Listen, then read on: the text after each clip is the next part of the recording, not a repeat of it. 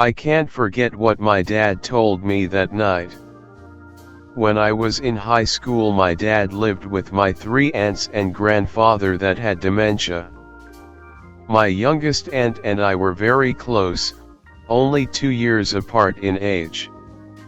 During this time in our lives, we were very obsessed with YouTube videos about the supernatural. This led into the rabbit hole of Ouija board stories, most of which were obviously fake looking back on it.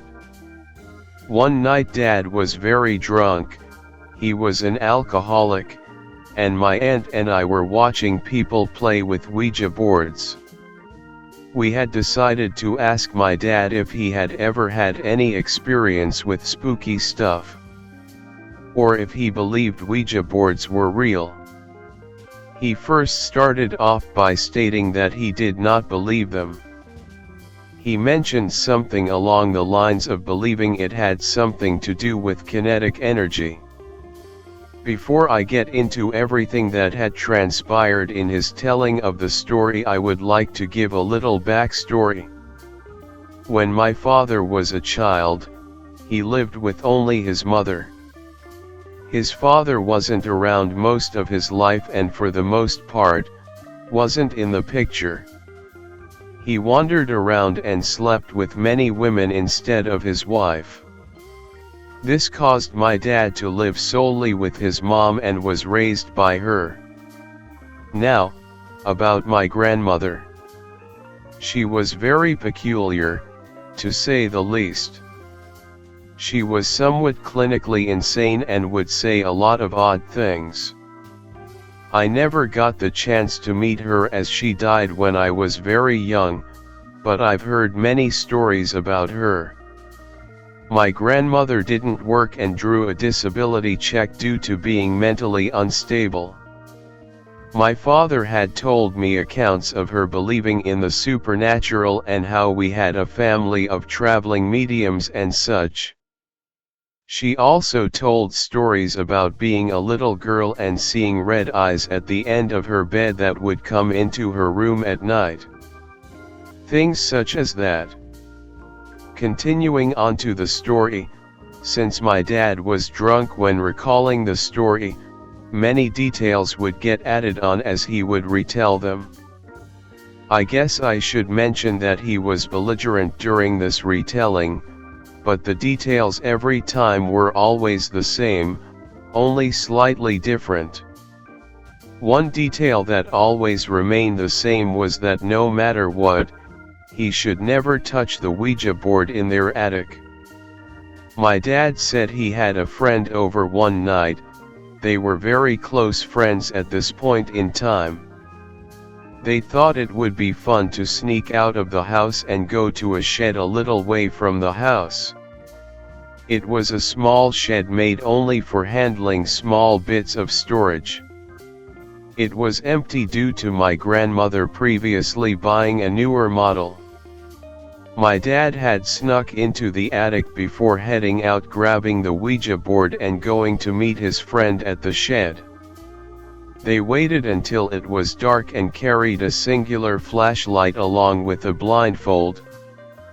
Once, inside of the shed, they had devised a plan where one would hold the flashlight while the other would look away while wearing the blindfold so that they would know if it was real or not. Also, so that the one playing the Ouija board could not cheat and move the piece. They played this game a few times with nothing happening. They did a few rounds of back and forth before it circled back around to my dad's turn.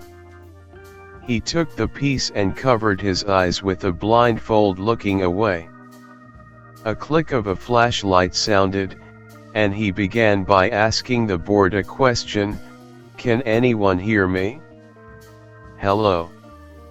Abruptly, the piece flew, hitting the wall with a hard thud. Both my dad and his friend jumped scurrying over to the shed door, startled by the events that occurred. My dad said that they had looked at each other bewildered with fear, asking each other if they had done that. He said there was too much fear in his friend's eyes for him to be lying, and that he had only a singular finger on the moving piece, lightly placed onto it. He said that this had always stuck with them. He still doesn't know if what transpired that day was real, but can't easily rationally explain what happened that night. The next day they said they had told his mom, who was visibly upset, even angry with them. She took the board out, breaking and smashing it into tiny pieces, before tossing it to the ground and setting it into flames. They never spoke about that night again. I never had the chance to ask him, since his sober years, if the story was real.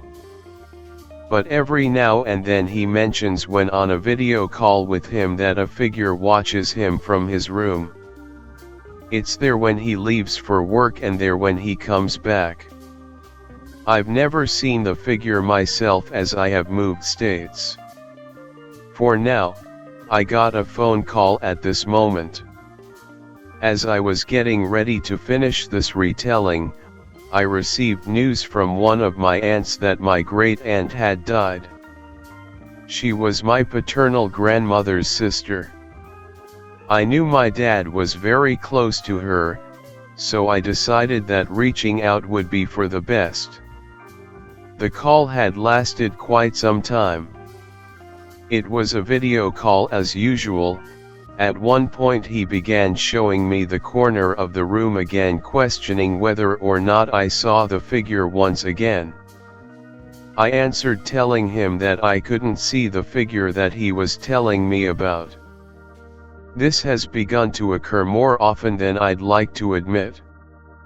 He peppered the same question throughout the phone call, in which I began to wonder if had begun drinking again. At one point he began to act unconvinced that I could not see this figure that he did, asking multiple times if I was lying as he had his camera pointed towards a wall. I'm beginning to feel worried and not sure what to do about this. I guess I should mention another concerning detail. During our call he said that his mother, my grandmother, used to see things like this as well. My grandmother had no history of drinking or abusing any sort of substances. My aunt and I have been speculating whether or not he is hallucinating due to recovery from alcohol. He also has been sober for well over a year, going on to 2 now. After the prolonged questioning, there was a moment of silence in which I broke it by asking what exactly Grandma would see. This is where my update comes in. He told me that when he was growing up his grandmother would talk about these red eyes that she would see at night. I mentioned this story in my last post but had never really gotten much detail, as it was just a small mention as to why everyone thought my grandmother was mentally unstable. He said she would say things such as, "I grew up in a very big house. My grandmother was adopted by her aunt and uncle when she was a child. At night I would get scared because I would wake up and there would be red eyes at the end of the bed." Up until the new information I'm about to share, this is as much as I had heard, which to me was asinine rambling of a mad woman. My dad continued telling me more of what she'd tell him. Sometimes I would feel hands around my ankles, and they would squeeze, leaving red marks and bruises. He didn't elaborate much further after telling me about the bruises and marks, but I could tell in his voice that there was much more. I took advantage of this time to ask him if he ever had any bruises or marks. He answered promptly with a no. I told him that was good and didn't prod any further on that matter. I then asked if Grandma told him any more stories and if any of them happened to contain a figure. He remained silent momentarily and then replied, there was once he paused, after the night with the Ouija board.